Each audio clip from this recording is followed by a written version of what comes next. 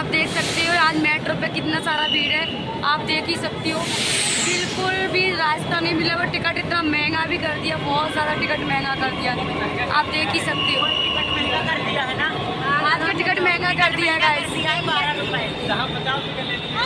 Ticket के भी पैसे बढ़ा दिए। हाँ, और मेरे को भी कर लेना, मेरी आईडी की एम भी नहीं था 4014।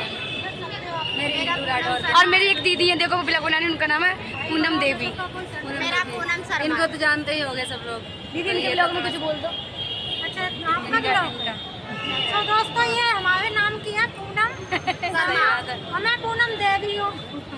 तो दोस्तों ज्यादा से ज्यादा सपोर्ट करो, क्योंकि आप लोग देख सकते हो पीछे कितनी भीड़ है। देखो सबसे दूर से आए हम दोनों, बहुत संघर्ष से करते हैं, वीडियो बनाने जाते हैं, से मिलने आए हैं बहुत दूर से।